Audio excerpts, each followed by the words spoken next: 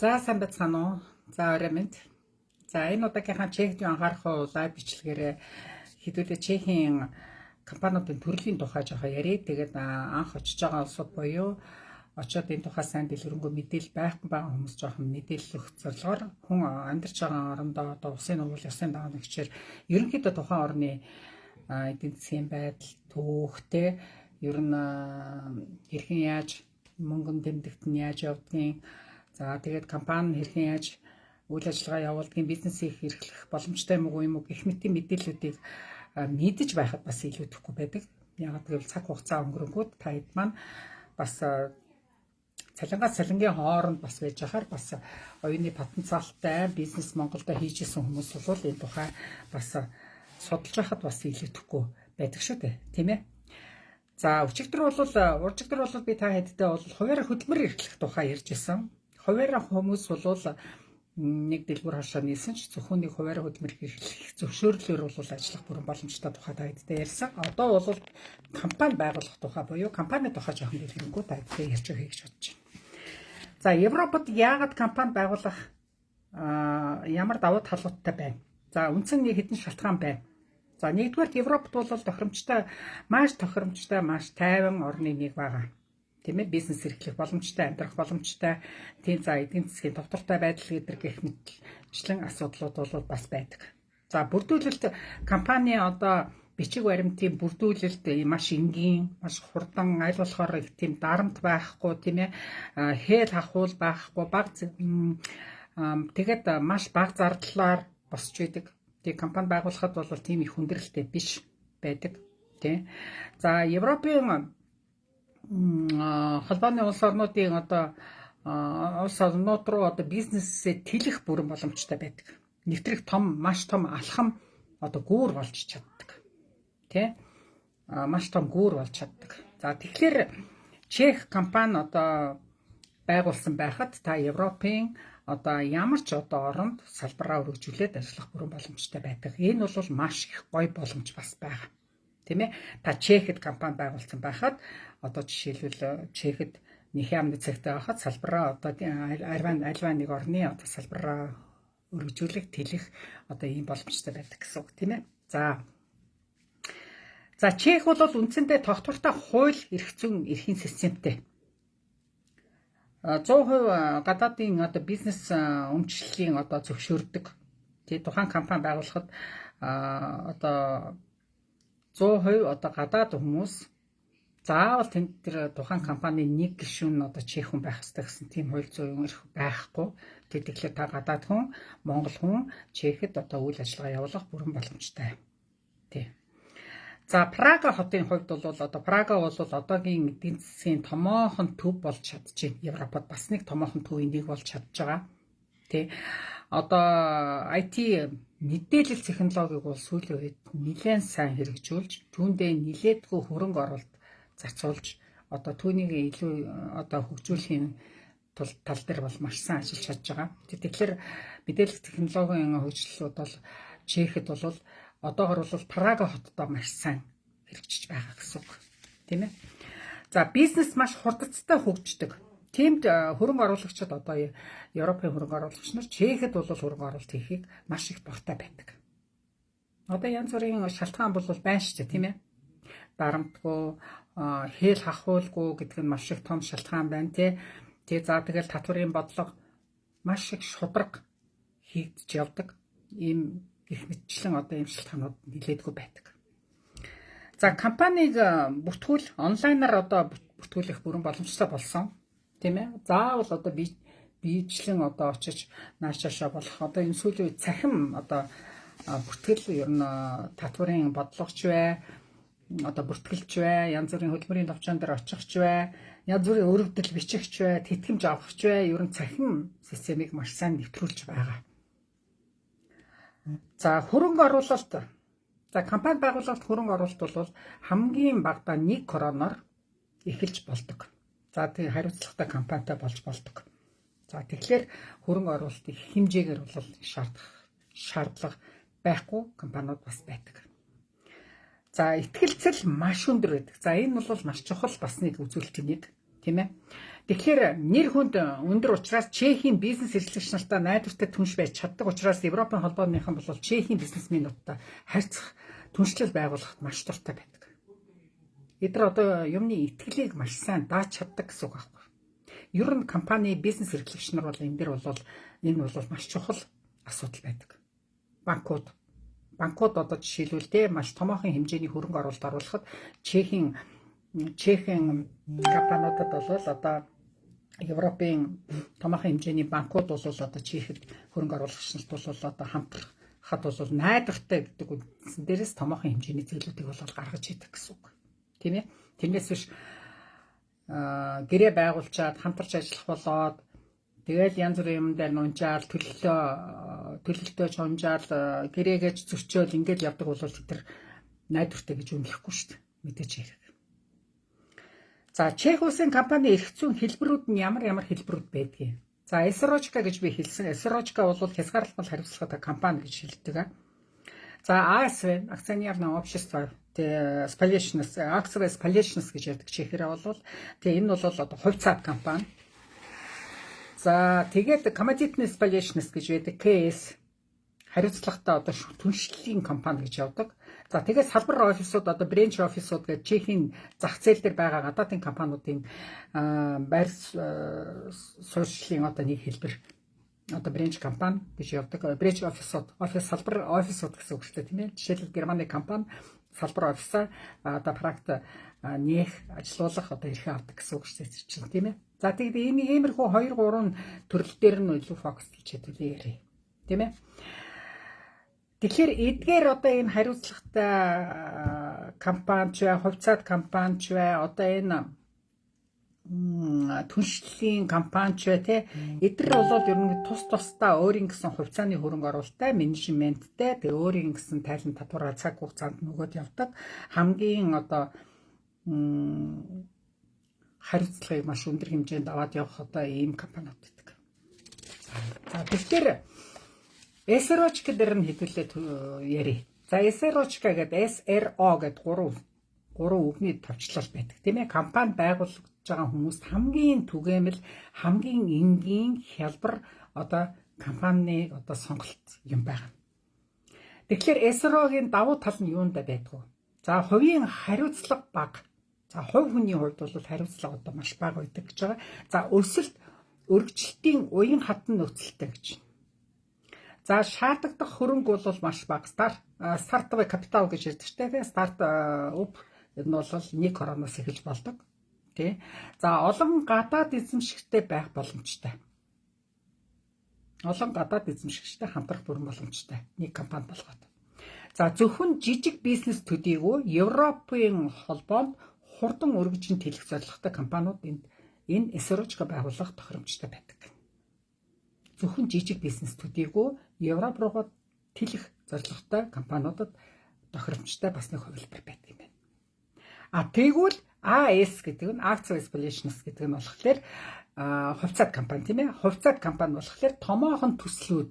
За энэ дэр бол онцолж хэлэхэд нэгэн томоохон төслүүд дээр ажиллана. Гадаад хөрөнгө оруулалттай, хөрөнгийн бирж дээр бүртгэлтэй компаниудыг сонголт. Энэ бол Active Spalishnas байх хэрэгтэй. Давтан хэлэхэд хөрөнгийн бирж дээр бүртгэлтэй компаниудын одоо бас нэг сонголтыг бол Active Spalishnas-ыг сонгох хэрэгтэй. За асар ихээр капитал хөрөнгө оруулалт хийх далайцтай хөдлөх менежменттэй компанид тохирно гэж байна. Active Spalishnas гэдэг нь нэлээд томоохон хэмжээний хөрөнгө оруулалтыг хийгээд далайцтай хөдлөх гэдэг чинь одоо олон улсын хэмжээнд ч байдаг юм уу. Тэгээд нэлээд томоохон одоо хөрөнгийн бирж дээр бүртгэлтэй компаниудад хамтарч ажиллах ийм боломжтой ийм компани одоо их өсвөр байдаг юм байна. За ингэж ажиллах шагаа бол та Active Spalishnas-ийн бүртгүүлээд ингэж тамга гिचлэгийг авах хэрэгтэй. Энэ дээр бол жижиг бизнес юм уу эсвэл зүгээр нэг хуваараа хөдөлмөр эрхлэх гэж байгаа зөвхөн нэг дэлгүүр нээх гэж байгаа эдгээр хүнд бол энэ бол дэндүү ахтах асуудал болчиход байгаа байхгүй тийм ээ. Энэ бол ойлгомжтой байна уу тийм. Эрх зүйн хэлбэр нь олон улсын зах зээлд илүү найдвартай байх давуу талтай хөрөнгийн хувьцаат хуваах зэрэг үүрэгтэй гэж. Мэдээж хэрэг олон одоо томоохон туршилт компаниудтай хамтран бол өдөр чинь хөрөнгөний бирж дээр одоо тэр хувьцаа ашиг ногдлоо хуваагаад явна шүү дээ. Тэр тал дээр ингээд хөрөнгөний хувьцааг хуваагаад хуваах зэрэг үүргийг хүлээгээд явдаг. За түншлэлийн компани гэж юу хэлээд байгаа юм гэхлээр түншлэлийн компаниас гадна бас хоршоо гэж бас байна. За хоршоог бол манайх VOS гэдэг Верена нөгөө юу обходный solutions гэж ярьдаг шүү дээ. Тэр нь бол одоо хоршооны нэг жишээ нь бол одоо жишээл дружество байдаг тий. Байр орон сууцны дружество бий юу гэж ярьдаг шүү дээ. Манайхан тэрийг бол андахгүй байгаа. Тий. За бас нэг юм байгуулж болдго юм байна. Тийм ээ. За тэгэхээр түншлэл Чехэд бол түншлэл хоршоо бусад төрлийн ийм хуулийн одоо этгээд байх бүрэн боломжтой. За тэгэхээр яг ямар чиглэлээр компани байгуулах гэж байгаа юм тэр энийг маш сайтар судлаад эдгээр ийм 3 4 төрлийн одоо энэ компанийг та сонгох боломжтой юм байна. Хуваарь хөдөлмөр эрхлэх зөвхөн нэг жижигхэн хэмжээний зөвхөн өөрийнхөө хэмжээ зөвхөн нэг гэр бүлийн хэмжээнд болоо байх юм бол миний урьдчилан ярьснаар зүгээр хуваарь хөдөлмөр эрхлэхийг одоо ОСВЧ-г сонгох хэрэгтэй. Тийм ээ. Особо самостоятельно бизнес гэж ярьдаг ч тэрийг сонгох хэрэгтэй. А зүгээр нэг компани хэмжээгээр эсвэл одоо бүр олон улсын хэмжээгээр итэр болох юм жоохон масштаб нь томроод ирэх юм бол таад маань тэр том хэмжээний одоо тэр компаниудыг судалж тэднийхээ ном дүрмээр одоо гэрчлэгийг авч, тамга тэмдэгээ авч, өөрийн гэсэн офисаа байгуулж ингэж ажиллана. Болохгүй юм болоод ерөөсөө байхгүй. Энэ дээр та Монгол хүн байна. Танд зөвшөөрөхгүй гэсэн юм бол байхгүй. А гэхдээ тухайн нөхцөлд одоо жишээлбэл банкны асуудал, мөнгөний асуудал дээр бол нэлээд нарийн шаардлага тавьдаг. Одоогоор бол ерөнхийдөө Германы банк, Австрийн банк гэхээс биш одоо жишээлбэл манай Монгол банк жишээлбэл Монголд бол Чехэд бол орох боломжгүй шүү дээ. Одоогоор байхгүй. Гэх мэтлэн тийм эдийн нөхцлүүд бол бас байгаа. Хязгаарлалмал тийм юмнууд бол бас байгаа. Зэрэг арим банк гэдэр бол тусдаа нөхцлөр байна.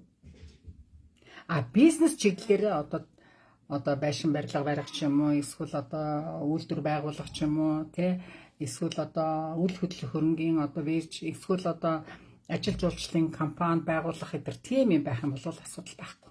Ямар ч иргэнд Чехийн иргэн болцсон юм уу, эсвэл удаан хугацааны визтэй travaл авсан хүмүүст бол асуудалгүй.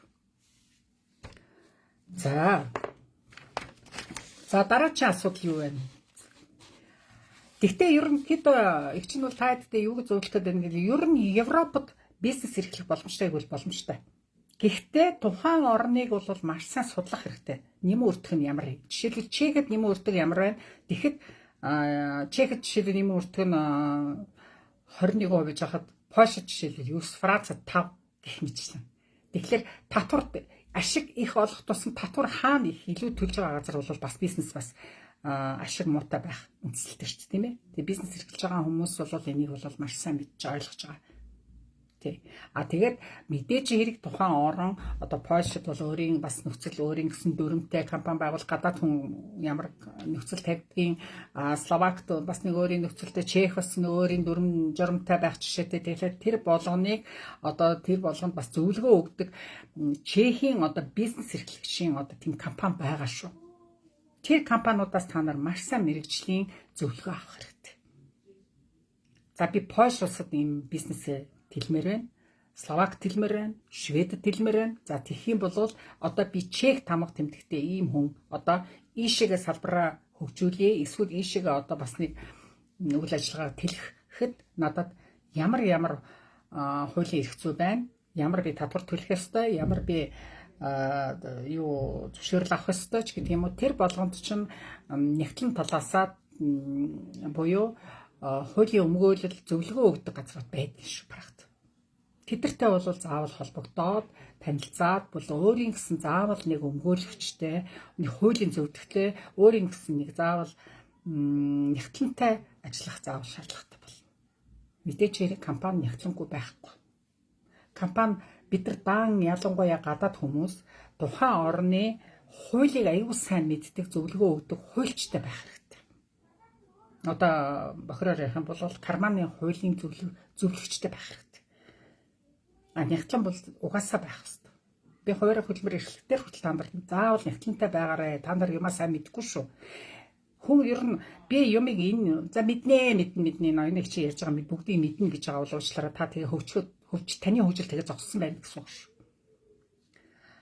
Мэддэг ч байсан гэсэн өшөө илүү дэлгэрэнгүй өшөө задлахад дахин одоо нэг ном уншихад нэг удаа уншихад хүн чинь хагас тутуу ойлгоцсон 2-3 удаа уншихад өшнөө юм ойлгоогүй үлдсэн байдаг чинь яг тэрнтэй адилхан бид нар даан ялангуяа энэ бизнес чиглэлээр компани байгуулах чиглэлээр бид нар бол маш сайн хуулийн зөвлөхүүдтэй байх хэрэгтэй шүү. За бэлэн компани хэрхэн худалдаж авах вэ? За энэ тухай бол Чехэд бол маш их зар байдаг. За бусад Европын оронд ч гэсэн бэлэн компаниг бол зардаггүй л зардаг. Гэхдээ за тэр компаниуд нь өөр төлбөргүй байх ёстой, бэлэн гэрчлэгээтэй байх ёстой, суур капитал нь хийгдсэн байх ёстой, тийм ээ. За тэгээд тэр нь SRO-ч байна уу, AS байна, Access Solutions нь хувьцаат компани байна уу, эсвэл одоо хязгаарлалт компани байна уу, танд өөрт чинь яг хэрэгтэй тэр компаниг. Одоо тэр вебсайтт нь бол одоо жишээлбэл 300 Чехийн хамгийн сүүлийн би энэ лайвыг бэлтгэхэд би сонирхож ороход бол одоогийн байдлаар 334 компани зарах компаниудын жагсаалт байж ах жишээтэй зөвхөн нэг сайтн дээр. За бусад сайт дээр бол мэдээж хэрэг бас л байгаа. Илүүч байна уу, дутуу байна уу бас мэдээж юм байж л байгаа. 334 компаниг зарна гэж зараа тавьчихсан, бүртгүүлсэн тэд нар тийм ээ. За тэгээд резервац хийсэн хийгээгүй тэмдэглэлтэйгээ бүр байж идэг. За тэгээд нэг дундаж үнэн тэр зарах үний дундаж нь нэг 14500-аас 31900-аас 1000-аас нэг 500-аас 2000 евроны хэмжээнд хэлбэлцэж авах жишээтэй. Угаасаа эдгээр чинь энэ мөнгийг аавна. Яагаад гэвэл тэр мөнгөнд чинь тэр тамга тэмдэгний хураамж, тэр бэлэн гэрчлэгээний нотородоор гадлах нэр шилжүүлэх гээд 9 шидгийн төлбөрүүд угаасаа гардаг. Одоо Чехэд бол бүх юм үнэтэй болцсон. Ерөөсө алхам тутамд мөнгө төлнө. Тийм болохоор эдгээр чинь ийм хэмжээнд харин би бол бас харьцангуй бас хямд байна гэж харж байгаа. Гэхдээ энэ мөнгнүүд нь бол нэмэн өртөх нь ороогүй байгаа болов гэж бодож байна. Энд дэр чинь бас нэмэн өртөх нь нэмэгдэх юм болов шүү. Бас нэг 40,000 грам бол байх л болов. Компаниасаа бас шалтгаална. Хүнсний чиглэлийн компани байна уу? Хям хийдэг байсан компани байна уу? Эсвэл үйл хөдлөл хөрөнгө зуршиж байсан компани байна уу? Эсвэл аяллаа жуулчлалын компани байна уу? Эсвэл ажил жуулчлалын компани байна уу? Агентуруудаа ялангуяа эдгээр маш их байдаг шээ. Тэ? Агентураа зарыг гэсэн. Ажил жуулчлалт хүмүүс бол тэр бэлэн агентурын тэр компаниг худалдаж авахд бол болохгүй юм байхгүй шүү дээ. Тэгээд Proday firm гэсэн зарууд байдаг. Proday firm гэдэг та нар тэр сайтуудаараа хилтэй улсууд нь бол ороод үзээрэй. Тэгэхээр энэ дээр юу харагддаг вэ? За одоо нөгөө дахиад нөгөө чек хэлж байна. Чек хэл мэдгүй хүн бол яаж энэ эдгээр ийм юмнуудыг судлах юм бэ? Чадахгүй шүү дээ өөр юм. Орчуулагчаараа дамжуулна. За нэг хүн орчуулагчийн төлбөрийг хөлсийг төлөөд тэр хүнээр бүх юм хөдөлтүүлээд бас л дараачийн зарлага гарна. Дараачийн хөрөнгө оруулалт хийхээс өөр арга байхгүй. За ер нь Чехэл өөрөө бие даа сураагүй бол бизнес руу ороод бол би одоохондоо хэрэггүй өөрийгөө бэлдэх хэрэгтэй гэж би бодож байна. Бэлдэх процессыг одоо та Чехэд очисон өдрөөс эхэл. Хамгийн түрүүнд Чех хэлээ сур, хоёрдугаар Чехийн хууль дүрмийг сур, бизнес хийж байгаа бол шууд бизнесийн судал. Яг ямар чиглэлээр ресторан ажиллуулах сонирхолтой байгаа юм бол яг тэр ресторан ажиллуулж байгаа Монгол хүнтэйгээс судалгаа хийхээс ахуулаад эхлэх хэрэгтэй шүү дээ. Олон улсын хэмжээний том төсөл төр ажиллах гэж байгаа бол яг тэр төслийг хийж байгаа ямар байгууллага байна тэд нар дээр очиод танилцаад би ч гэсэн одоо Монгол улсын иргэн байна. Танаа Европод одоо бас ингээд үйл ажиллагаа явуулах сонирхолтой байна. Би бол угаасаа бизнес сэтгэлгээтэй тэрийгээ л одоо би энэ Европод хөгжүүлэх гэж ирсэн маа. Миний алсын хүсэл мөрөөдөл маань тийм байгаа. Тэгэхээр би одоо юунд суралцах хэрэгтэй вэ гэдэг юм уу те? Шатаар өөрийгөө хөгжүүлээд мэдэх ёстой мэдлэгүүдээ аваад тэгээд за одоо нэг боллоо гэсэн цагт та тамга тэмдэг авч үйл ажиллагаагаа эхлэнэ гэсэн үг. Юугаа мэдэхгүй хамцаагаа шумлаад орчих юм бол маш их эзлийг өрнө, маш их одоо мөнгөний зарлага гарна.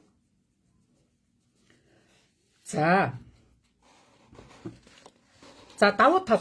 За бэлэг компани худалдаж авахд ямар давуу талууд байх вэ? За мэдээж хэрэг хурдан. Шууд бизнесээ одоо мэдээж тамга тэмдэглээ авцсан тийм бичлэгийг авцсан өөрийнх нь нэрээр шилжүүлсэн тийм компани ч үйл ажиллагаа явуулахад асуудалгүй шүү дээ. Шууд тэр өдрөөс эхлээл үйл ажиллагаа явуулах бүрэн боломжтой. Хэрвээ тийм бэлэн компани худалдаж аваагүй бол та өөрөө яваад тэр авахудны реестрийг бие тэ худалдааны гэрчлэгээ мэржлэгээ бүрдүүлээд бичиг цаасаад яваад ийш тийшээ явах, нааш чашаа явах цаг буюу мөнгөө зарцуулах асуудал зөндөө гардаг. Тэгэхээр энэ болгоныг яг нэг бодлын хэмнэх. Ялангуяа хэл мэдэхгүй, хууль мэдэхгүй бол баг бэлэн компани худалдаад авсан бас нэг бодлын зүгээр. За давуу тал нь бас нэг юу байдг вэ гэхээр сур капитал 200,000 крон. Нэг бол угаасаа төлөгдсөн байдаг. Тийм ээ? Тэгэхээр тэр төлөгдсөн байдаг учраас та тэрэн дээр одоо би одоо 200,000 төгрөг хаанаас олно гэдгүү ч явах шаардлагагүй бол. За зарж байгаа үнд нь одоо мэдээж компани нэр солих боломжтой мэдээж хэрэг нэрээ солих хэрэгтэй. Тэгэхээр энэ нэр солиход бол хуучин 5,000 кронлээс одоо хэврээ байна уу бас үн нэмэгдсэн байна уу сайн мэдээгүй байна. Ерөнхийдөө бол 5,000 крон дээр нь дотруудын баталгааны мэдээж мөнгө орно. Тийм ээ? Нэр солих бүрэн боломжтой. Та жишээлбэл Invescore гэдэг жишээлбэл компани нэртэй тийм компани худалдаж авлаа гэхэд та өөрөө Mon Invescore болгох жишээ. Тийм ээ? Тийм Монголтойгоо заавалыг уялдуулс нэр өгөөд идэж шүү дээ хэмжээ. Тэгэхээр тийм байлгах жишээ. Тэр бол бүрэн боломжтой гэж байгаа. За дээр нь худалдан авч байгаа компани өргөө байгаа гэсэн судалгааг угаасаа зарж байгаа компаниуд бол заавал гаргаж өгдөг. Энэ өргөө байхыг бол маш сайн судлах хэрэгтэй. За жишээлбэл нэг агентура працыг худалдаад авчдаг, ажил жуулчлал компани худалдаад авчдаг, цаана татварын албанд ч бөөн өртөө, эрүүл мэндийн одоо нийгмийн даатгалч жишээлбэл маш их өртөө ийм компани байх юм бол татварын албандаа ялангуяа маш өртөө компани байж хагаад хулигтад зарцсан байх юм бол яах юм тийм учраас энэ худалдаа авч байгаа компани өргөө гэсэн баталгааг 100% хийлгэж авах хэрэгтэй. Тэрийг бол өгдөг. Тэр ер нь зарж байгаа одоо зуршилж байгаа компаниуд байдаг л да. Компани өөрөө яг зараад ирэх болохгүй тэр зарж байгаа компани зуршилдаг компаниудтай харьцаад тэдний зөвлөхүүдтэй ярилцаад тохиролцоод ингэж явах хэрэгтэй байна. Би нэг бас дээр бас нөгөө ресторан нээхээс өмнө бас их судалж байсан. Тэгтээ энэ чинь бас 10 хэдэн жилийн өмнө шүү дээ. Бараг 20 жилийн өмнө. Тэгэхээр ерөнхийдөө процесс яг хэвэнтэй хуучинтал байгаа юм билээ. Гэхдээ төлбөр мөнгө хураамж бол мэдээж хэрэгөөр. Тэгээд би бол өөрийнхөө компаниг бол ер нь компани байгуулад юм бэ гэдэг тэгээд журналистик листээр ресторан гэсэн одоо хуваарь хөдөлмөр эрхлэх зөвшөөрлөөр ресторанаа нээжсэн. Тий. За сонноос топ 100 компани Чехэд бол одоо мэдээж хэрэг ашигтай байгаа компаниуд бол ер нь өөрсдийнхөө компаниг нэг зардаггүй шүү дээ. Тий. Одоо жишээлбэл Шкода Auto индустри бол зарахгүй, Airbank бол зарахгүй, мэдээж хэрэг Bohemia бол зарагдахгүй. За T-Mobile O2-гийн хувьцаанууд нь бол зарагдж байгаа болохоос яг компани бол зарагдахгүй гэх мэтсэн тий. Тэгэхээр тэр одоо 300-аас 400 нэрийн компани зарагдж байгаа компаниуд л зах хэмжээний үйл ажиллагаа явуулах боломжгүй болсон юм уу? Эсвэл өөр тийш өөр орн руу нүүсэн, хаасан янз бүрийн шалтгаан байж болно шүү дээ. Тийм ээ? Эсвэл одоо хувьцаа эзэмшигч нас барсан ч юм уу одоо янз бүрийн асуудал байж болно. Тэгэхээр тэрийг нь бол маш сайн судалгаа хийж энд бол бас дахин хийхэд компани сонгохдоо уйл суурьтай, судалгаатай, маш яаралгүйгээр хийх хэрэгтэй. Худалдаж авах. Хэрвээ яг худалдаж авах шийдвэр гаргах юм бол. За гаргадаг нэг хідэн түгээмэл алдаанууд байдаг юм байна. За буруу эрх зүйн хэлбэрээ сонгодог. За энэ дээр бол жишээ нь худалдаа зөвхөн хийх мөртлөө зөвхөн одоо нэг дэлгүүр нээхийн төлөө одоо Исрочка байгуулаад, АЭС байгуулаад тий ямар ч мэдлэггүй тийм алхам хэвээр хэзээ ч хийж болохгүй. Олон улсын хэмжээний маш далайцтай хөдөлдөг акци специалист байгуулснаа нэг жижигхэн махны дэлгүүр байгуулдаг гэж болохгүй шүү дээ. Таарахгүй зү. Тэгэхээр энийг бол маш сайн хамгийн гол нь тухайн хүн тэрийг мдэггүйдээ биш гол нь нөгөө нэг чех хэлээр сайн ойлгоогүйгээсээ ийм алдаа гадаад иргэдэд маш их гаргадаг. Тэрнээс биш тэр чинь ойлгомжтой юм бол яг нэг бүрчлэн ингээд нөгөө чех хэлээ сайн ойлгодог хүн бол юу гэж дэлгүүр нээхийн төлөө АЭС байгуулахтай тий эсвэл СРО ч юм уу тий хэрэггүй. А яг хөө дэлгүүр тэ зочид буудалтай дээр нь бас нэг хөөрхөн юутай онлайн худалдаатай эдэр тийм байх юм бол яг хөө эсрочка байгуулж болч олон хүний ажилчтай тийм ээ олон ажилчтай болоод ирэх юм бол эсрочка байгуулах хэрэгтэй боломжтой. За нягтланны тооцоог үл тоодог гэнэ. Байгуулчингуудаа за тооцоо нягтлан бол одоо хаач хийсэн нэг жил мэдээж татвараар чөлөөлөх чинь за тэр болгоно нягтлан аваад ах шаардлага байна уу юу гэд нягтлангийн асуудлыг бол нэлээд хойш тавьждаг гэнэ. Гэтэл энэ бол маш том алдаа байдаг. За яагаад алдаа байдгийг гэхээр ер нь бол ДПХ-гийнхаа асуудлыг эхнээсээ нэмүрдэхээ бол эртнээс зохицуулж явах хэрэгтэй. Эхний өдрөөс эхлээд. Татварын хариуцлагыг сайн судалж мэдэж аваад өөрөө судалж мэдэж авч чадахгүй бол нягтландаа энийг хариуцлах хэрэгтэй. Дахиад нөгөө нягтлангийн асуудал ярих гэж шүү. Би ерөөс ур чадвар өнөөдөр хойш нягтлан гэдэг үгийг гом их олон ярьж байгаа шүү та нарт. Чи өөрөө сайн мэдгүй шүү, тооцоо моцоо сайн гаргаж чадахгүй шүү. Чи энэ ДПХ-гийнхаа учрыг мэдгүй шүү. Тийм учраас энийг чинь мэддэг сургуулийн төгссөн дадлага туршлагатай нягтлангууд чи энийг зохицуулаад явна. Компани байгуулсан анхны өдрөөс эхлээд энийг зохицуулалтанд хийж явахыг шаардах хэрэгтэй. Та цалин мөнгө өгч байгаа бол тэр хүн чинь энийг хийгээд явна. За компани бүртгэлтэй офис.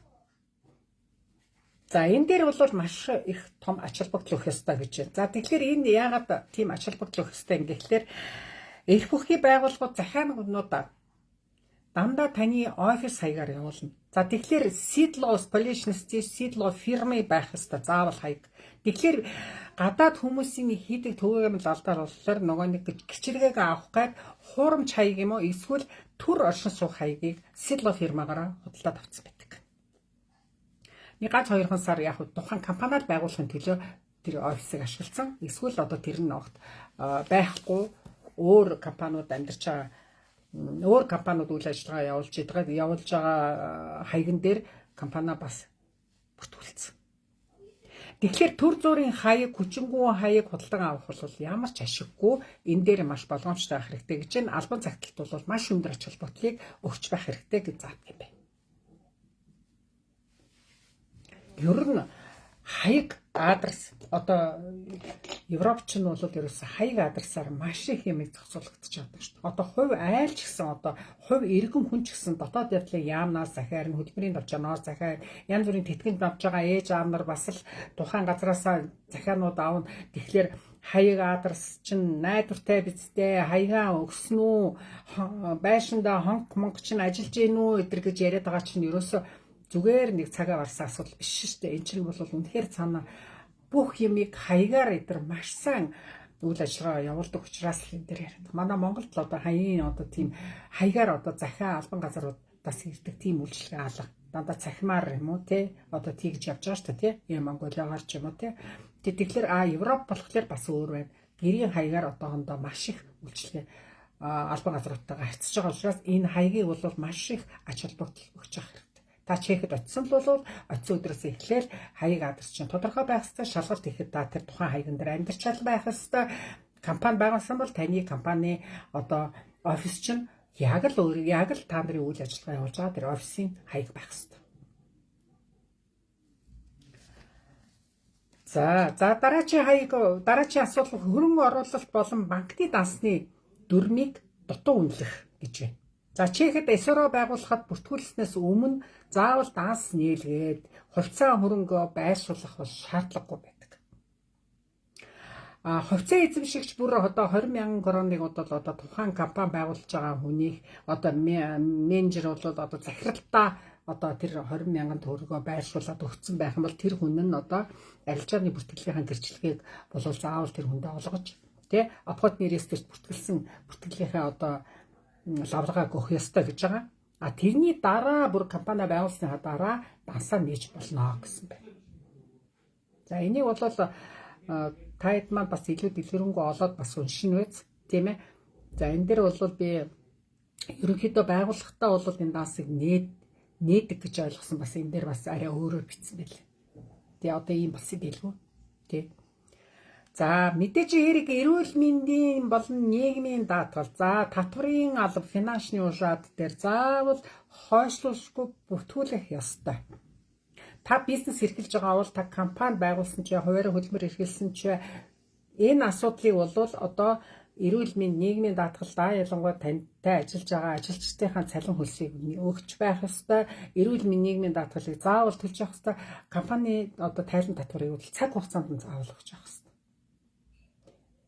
Эдгээр зүйлийг та хийж мэдэхгүй бол та торгуульд орно. Асар их хэмжээний торгуульд орно. Асар их хэмжээний одоо хуулийн хариуцлага хүлээнэ л гэсэн үг.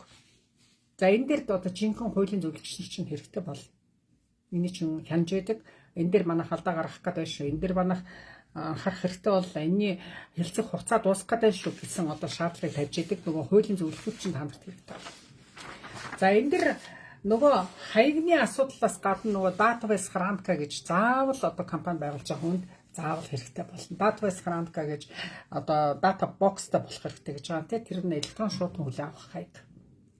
Одоо сүүлийн үед электрон шуудан хүлээн авах хаяг байхгүй бол та компани үүсгэн байгуулахгүй.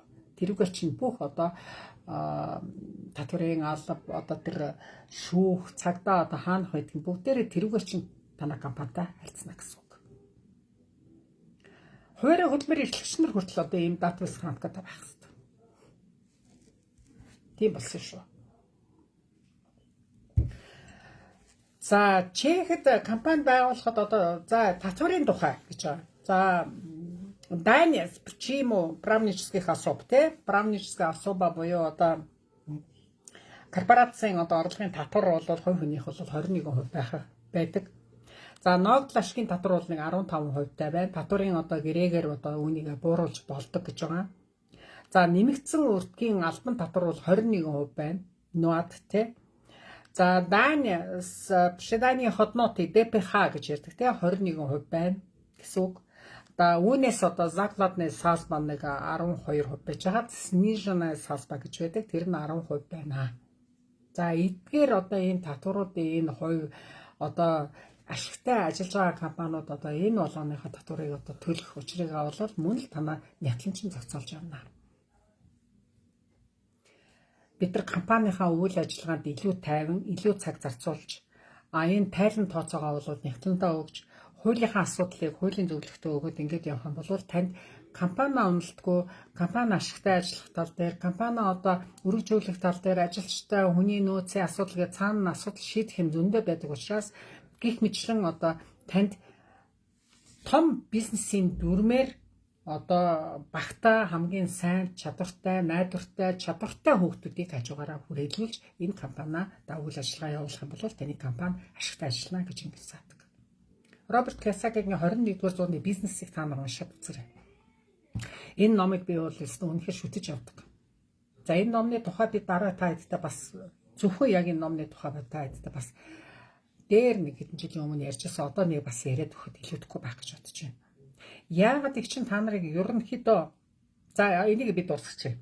Татврын тайлан гаргах хугацаа гэж бас байгаа тийм ээ. Тэгэхээр энэ 4 сарын 1-ээс өмнө бол бүх тайлан тооцоо өгөх ёстой. Тэгвэл цаасан одоо бичгийн хэлбэрээр өгдөг тийм ээ. Одоо бол энэ маань жоохон мод хуучраад ерөнхийдөө 5 сарын 1-ний өмнө бол захин хэлбэрээр та тайлан тооцоогоо компанийнхаа тайлан тооцоог хувь хүмүүсийн хуваарь хөдөлмөр эрхэлж байгаа улсууд бол 5 сарын 1 цахимаар бол 5 сарын 1 бичгээр өгч байгаа бол 4 сарын 1 өмнө заавал өгөх ёстой.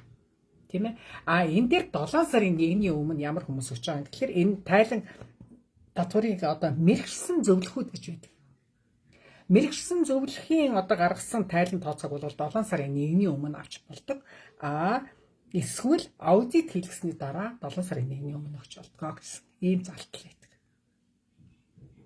За тэгэхээр одоо нөө тайлан тооцоогоо хувь хүний одоо буцаа олголт гэж яриад татварын буцаа олголтыг ч одоо манай чинь бас 4 сарын 1-ний өмнө өгсөн шүү дээ. Тэгэл 4 сарда одоо дансаар ч нөгөө мөнгнүүд чинь 4 сарын 30 гэхэд өгөөд тусгадаг.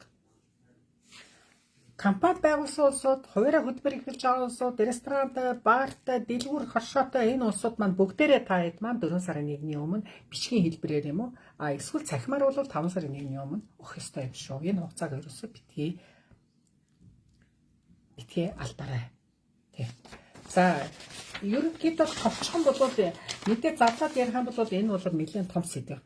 Тэгэхээр их чинь та хэдэд зөвхөн яг нэг Чехийн тухай анхны мэдгэдэггүйнийг бас өгөөд явдаг. Эсвэл Чехийн болсон болоогүй сайн муу юмыг бол дандаа ярьдаг. Жинхэнэ нөгөө нэг халуун тоогооны асуудлуудыг бас зөндөө ярьдаг. Тийм болохоор ерөнхийдөө их чинь одоо юу бодоод байна гэхэлэр одоо Чехэд очоод нэлээдгүй хугацаа болцсон бас зохимжийн бас нэг юмаа мэдээд хэлээ сураад ингээ явж байгаа улсууд манай одоо бизнес руу жоохон төвлөрөөсэй л гэж бодоод байна. Оюуны потенциал манай Монгол хүмүүст маш их байгаа ш. Тэгэхээр зөвхөн нэг цалингаас цалингийн хооронд гэж яхаар бас сэтгэлгээний маш том өөрчлөлт тэгээд нэлийн зоригтойхон шиг нэлийн тооцоо судалгаа маш сайтай бизнес руу ороход бол Чехэд бол ямар ч одоо саад бол байдгүй маа гэдгийг л хэлдэг. Тий.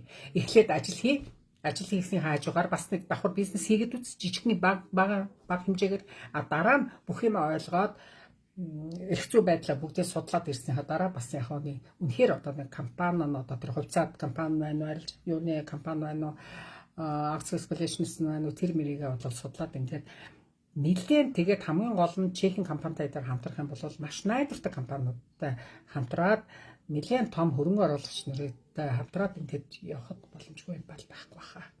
Тий. Монголоос Чех рүү одоо хөрөнгө оруулалт хийх гэж байгаа ч юм уу, эсвэл Чехээс Монгол руу хөрөнгө оруулалт хийх гэж байгаа бол өнөөний гурвалжсан холбоо даатгалын компани хөрөнгө оруулагч тэгээд бизнесмен гэдэг ингээд юм гурвалжаа холбоо үсэд явдаг шүү дээ, тийм ээ. Тэр мэрийгээ бол та хэд маань одоо цэвэр одоо бизнесээр чиглэлээр дагнаж байгаа хөрөнгө оруулагч нар Монгол руу хөрөнгө оруулж байгаа хүмүүс маань их зөндөө бас байдаг. Ялангуяа ерөнхийдөө Чехэд очих үеэр бол одоо Монгол Чехийн хоорондох бизнесийг бол одоо өшөө их хөгжүүлэе гэсэн маш сайхан санаанууд их гарсан, бизнес чуулган уулзалтууд болсон. Тэгээд тэрнээс бол маш их гоё санаанууд гарч байгаа бах. Хийж байгаа ажил бол одоо ерөнхийдөө эхэлсэн байгаа бах гэж найдаж байна. За тэгээд миний нэг их таалагддаг юм одоо чадвартай одоо боловсон хүчнийг одоо Чехээс бол бэлдэх асуудал бол маш их хэрэгцээтэй байна. Яг гэвэл Чех бол Чехийн ихтэй сургуулиуд бол үнэхээр бас мундаг мэргэжлэгүүдийг бэлтгэж чаддаг гэж би боддог. Заавал Америкийн одоо Хорвард, Марвард гэхэргүй Карлийн их сургуулиуд гэх сайхан юмуд байна. Тэгэхээр хүүхдүүдэд та нарт нэг үйлдвэрийн ажилчнаар очсон чинь тэгээд нөх хүүхдүүд нь визэнд захирагдаад насны үйлдвэрийн ажилчин битгий гаргасаа л гэж ингэж би боддог шүү дээ. Хойчтой эх орноо хөгжүүлэх гэж байгаа бол та өөрийнхөө хүүхдүүдийг буюу хажуудах ирээдүйн одоо үргэлжлэлийг бас зөх хэмжээний оюуны потенциалтай Европод нэгэндээ очсон байгаа юм чи Европын зах зээл рүү бизнес эрхлэгч тэ нэлээд том алсын хараатай ийм хүүхд олон та хэд маань хүмүүжүүлээсэй л гэж бодох юм да. Тийм болохоор энэ дээр бол ажил хийх хүн бол төвтэй олдсон шүү дээ. Бизнес эрхэлж байгаа хүүхдүүдэд одоо багаас нь бэлтгэх тийм хэмжээнд бол одоо та хэдийн маань аав ээж нарын оролцоо энэ дэр бол маш их байна. Оюутан солилцоо маш хийж байгаа маш их таалагддаг. Энэ бол үнэхээр сайн байна. Чех хэлний курс мөсөө сайн яваад дээр нь одоо тэр Чехийн курс суугаад тэгээд гадаад дотоодын дээд сургууль руу оруулж байгаа тийм сургуулиуд байдаг шүү дээ. Тийм ямар бол одоо бас хүүхдүүдэд сайн түлхэж өгөөд тий. Яг гэвэл англи хэлгүй, чех хэлгүй бол Европод хөл тавих боломжгүй хэцүү. Тийм болохоор энэ тал дээр аав ээж нар маань илүү фокуслаараа өөрсдөө бас битгий их хайрцаглаараа битгий их би чадахгүй дээ. За гэдэг гэж болохгүй. Тий. Хүн болгоны дотор асар их хэмжээний хүч нуугдаж байдаг. Тэрийг ил гаргах цаг нь болсон баха. Ямар ч үс 1-2 жил тэгээд дахин хэлэхэд 5 жил болсон хүн бол заавал нэг өөрийгөө дараагийн шатанд одоо гаргаж ингээд явуулах зүгээр байгаа шүү хүмүүс байна. Тий. Тэгэхгүй бол зүгээр нэг Чех орны хөгжүүлэхэд нэг 5 цасны төлөө тий цагийн 200 хорон гэдэг чинь үнэхээр өрдмөр мөнгө шүү дээ. Тэгээ тэрийг сайлуулын 210, сайлуулын 230 гэдэг дээрнээс дэш гарахгүй одоо тийм нөхцөлд гадаад ажиллагчдыг байлгаж байгаа учраас та хэд маань одоо жинхэнэ одоо нөгөө Монгол хүний цусаар одоо жинхэнэ ирч хүч жинхэнэ одоо чадвар урсч байдгийг мартахгүй байх хэрэгтэй болчиход байна л да. Бид нар чинь дээр үед 13 дугаар зуунд улстай ном сумаараа байлдаж Европыг байлдан эзлэн одоо дотолч одоо байлдан дагуулж ирсэн бол одоо бид нар оюун ухаанаараа оюуны потенциалаараа Европыг эзэлж одоо тэдрээс сурахын сайн сураад мэдхийн сайн мэдэж аваад яста копи бас хийж мэрэж шүү. Копирлдал Монгол руугаа паслж юм биш. Тий. Тэгэхээр бизнес хийх боломж бол байна уу гэвэл байна. Маш сайн финансны одоо зөвлөхүүд байдаг. Хот болгонд байгаа шүү финансны бранц гэж байгаа. Тэдэртэй холбогд. За янз бүрийн особны банкрот, дампуурл бол санаа зовх юм байхгүй. Дампуурлын тэр нэг особны банкрот гэсэн газар руу н очиод банкныхаа тэр үр зээлийн асуудлыг цэцэлчих. Тэгээд дараачийн асуудал ор. Шууд дараачих асуудал ор. Ямарваа нэг юм болж бүтэхгүй байгаа бол та танд л асуудал байна уу гэхээс таны хажуу авирганд байгаа улсууд юм уу таны хажууд байгаа орчуулах шалтгааллахгүй шүү. Таны энэ дотор л асуудал байна гэсэн үг шүү. Тийм ээ? Энэ дотор чинь юм байгаа цагт зүрх тарих хоёр нь илжээж чиний амар гарах юм чинь гарна. Тийм болохоор тарих олсон бол таны амар гарах юм мэдээж тарихныхаа хэмжээгээр л хүн чинь амар юм гаргадаг шүү дээ. Тий. Тийм болохоор хэдүүлээ бас нэг боломж нэгэндээ байгаад нэгэндээ Европ руу гарцсан нэгэндээ Чехэд очоод бас их юм сураад олж хараад байгаа учраас энийг одоо жинхэнэ эхлээд өөрийгөө засаад дараа нь өөрх гэрээ засаад дараа нь улс их орноо засна гэдэг шиг хэдүүлээ сурахын сураад тэгээд бизнес хийгээд тэгээд жоохон далаацтай хөдлөөд жоохон томоохон сэтгээд явал яаж чадна л гэсэн юм бодол байгаад байна. Тий. Аль болохоор өөрийгөө сайн чөлөөлж өгөхийг л бодорой. Хамаагүй эхлээд бол тэтэргүй чек бол угаасаа ажлын гэрээгээр л очихоос өөр арга байхгүй. Шууд бизнес виз гарахгүй шүү дээ та нарт.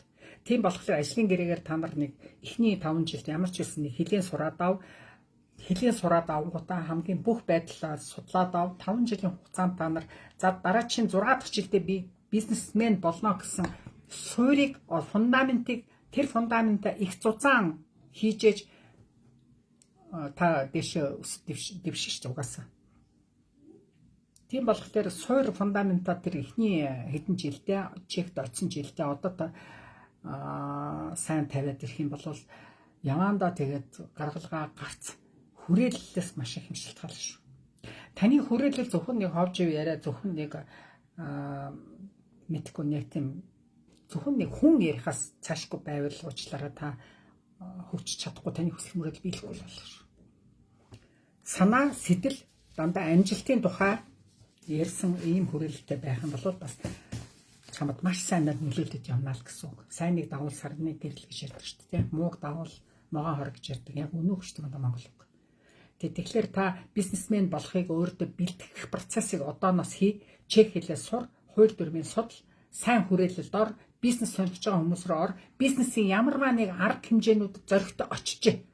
Хэл мэдхгүй ч хамаагүй чи очоод тэр чехэд янз бүрийн том хөрөнгө оруулагч нар амжилтанд орсон хүмүүсийн том конвенцуд болдог. Тэрэнд очиж уулзаж сонирхоод тэр хүрээлэлд очиж өөрийгөө нүдийг тайлж тархиа нээж ингэж өөрийгөө хөгжүүлж авах хэрэгтэй шүү.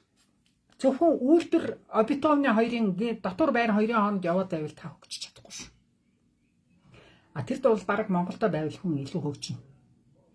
Энд чинь бол ирч хүчгүй бол тэгээд дуусч байгаа байхгүй. Дуусч байгаа газар авах Монгол. Чи ямар нэг юм хийхгүй бол шууд өсөж өгөх нь угаасаа ойлгомжтой. Чехэд бол бүрч тэг шүү дээ. Хүний нутагт юм чинь.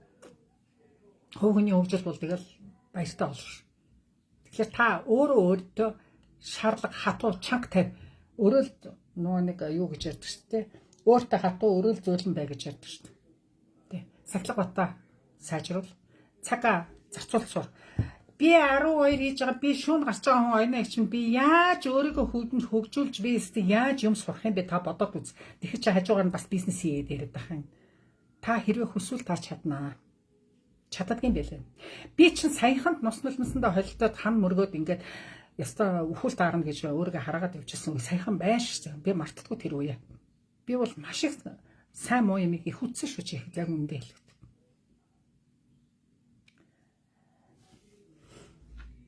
Тийм болохоор хүн чинь ерөөсөө амжилт гэж юу юм? Өсөлттэй уналтай байж иж хүн амжилтанд хүрдэг болохоос шууд ингэ лифтер явж байгаа юм шиг шууд чигээрээ тэр амжилтанд хүрдэг л байхгүй хүн.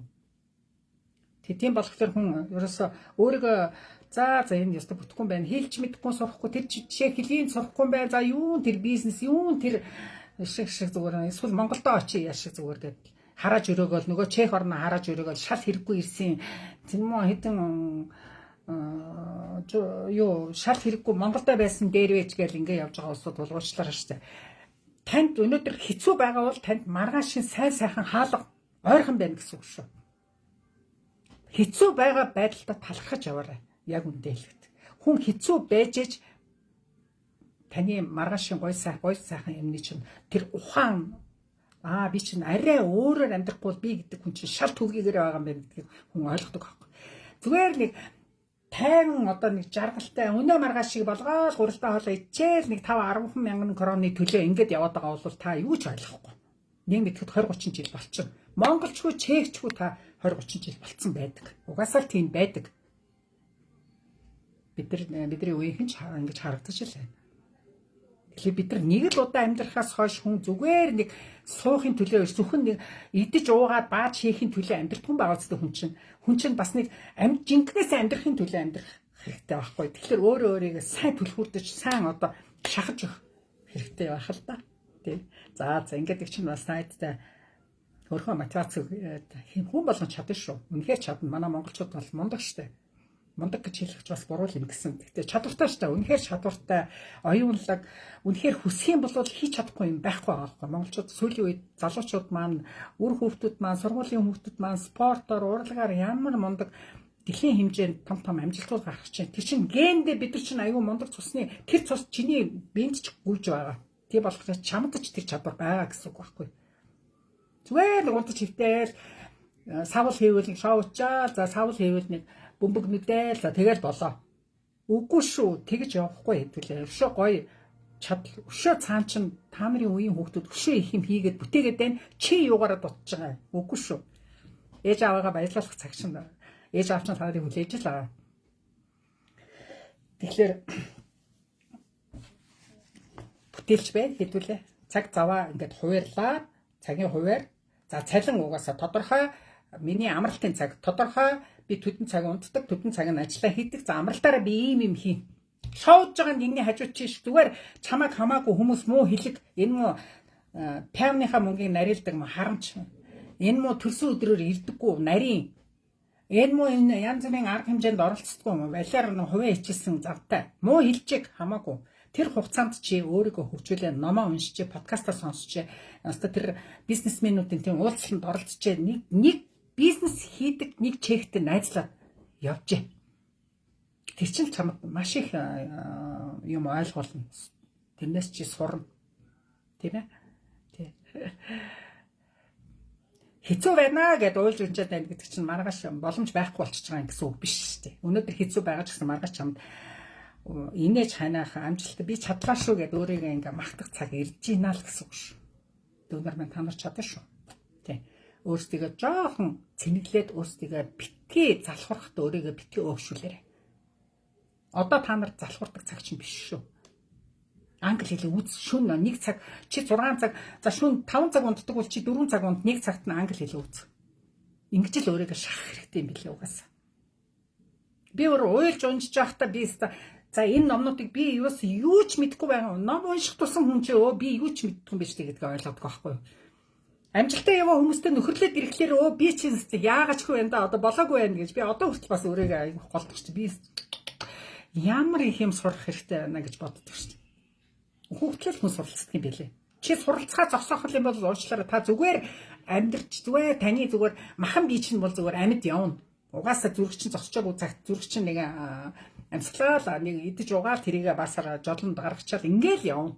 Угаасаа ойлгомжтой. Тэрийг хүн хинч чадна. Өдөр болгон чаддаг юм хийдгийг бол тэгээ хинч чаддаг штэ.